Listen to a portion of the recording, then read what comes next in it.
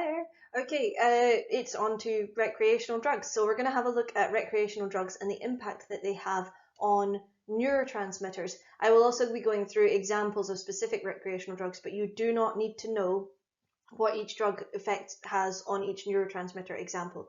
You just need to know essentially the stuff on the end slide, again, is what we're talking about. So that summary table is probably a really good idea just for you to focus on.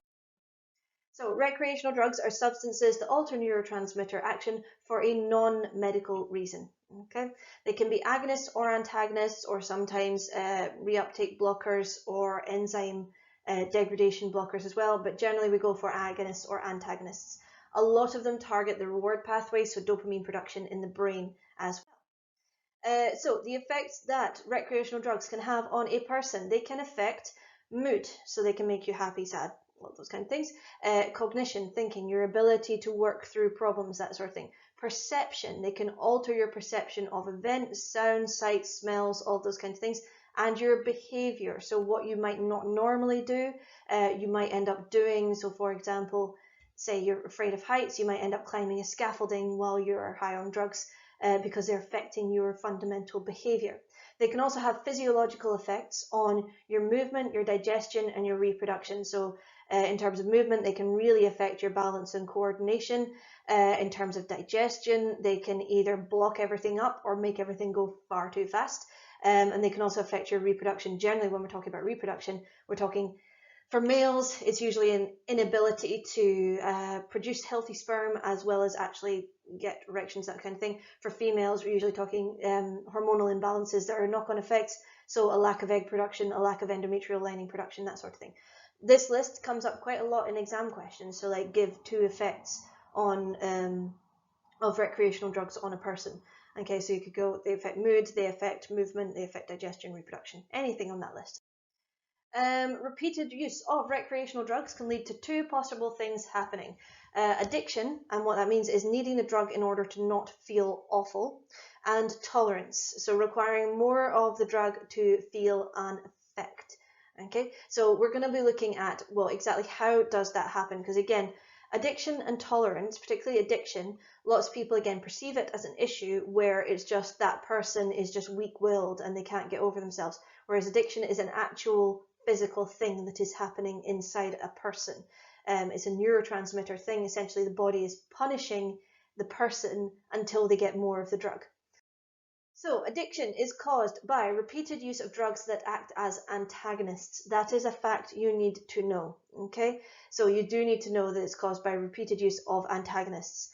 The constant blocking of the receptors on the postsynaptic membrane, the postsynaptic neuron, causes the postsynaptic neuron, in order to go, basically it goes, we're not getting any signaling through, is anything wrong?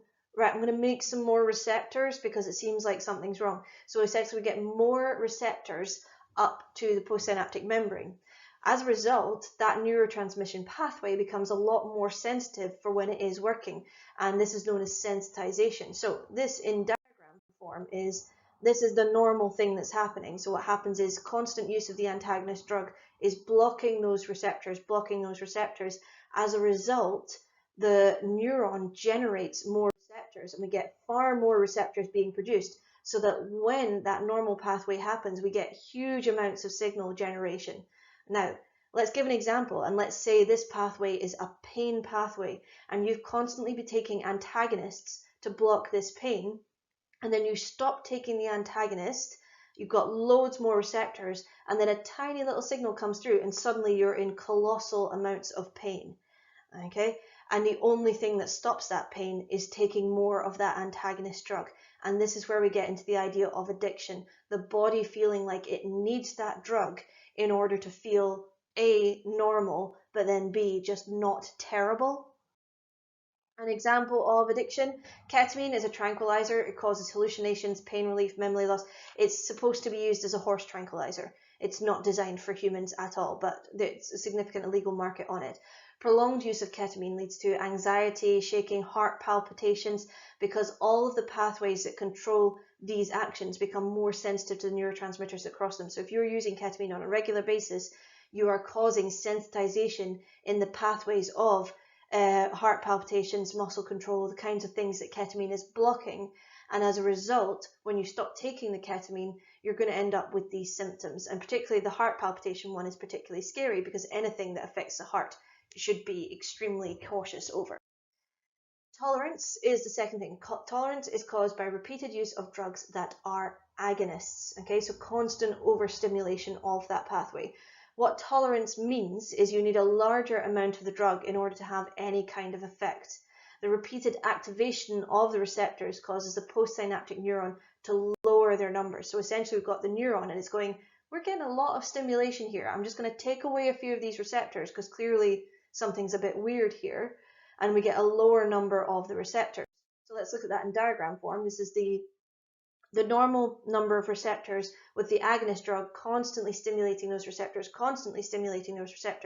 So in response, the body reduces the number of receptors so that when the normal signal happens, you only get a weak signal generated. Now, let's say this was a pathway like the serotonin pathway, which makes you feel happy and fairly well balanced. And say you'd repeatedly stimulated this through use of your drug, and then you stop taking that drug, and suddenly your serotonin or your serotonin perception levels just plummet.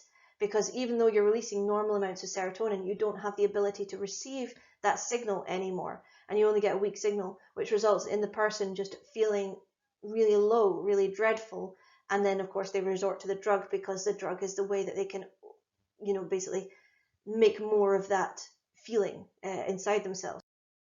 An example is alcohol. That's the one I've been going through with these gifts.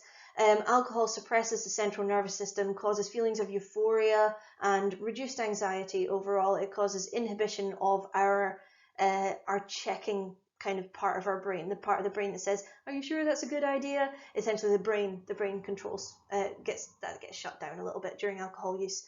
Repeated use of alcohol causes the postsynaptic neuron to reduce the number of alcohol receptors, the ones that are basically the chemical that makes you feel good, I suppose.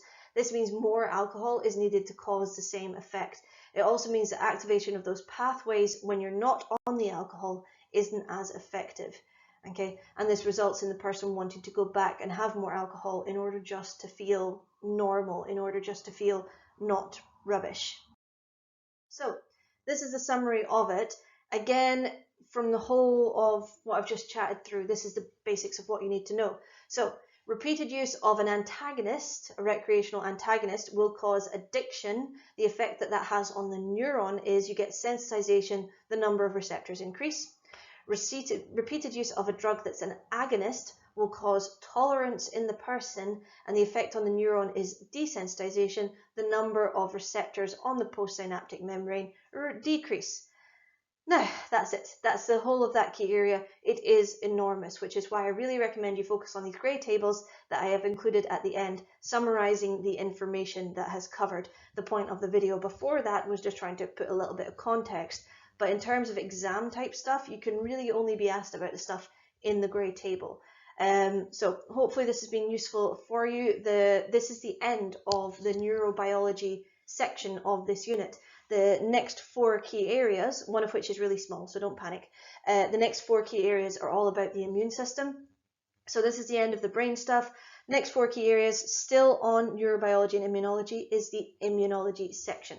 So we'll see you for key area 5, which is about non-specific body defenses, and we might be trying to set this in a little bit of a COVID context, or at least link it to COVID as much as we can because it's relevant right now. See you then.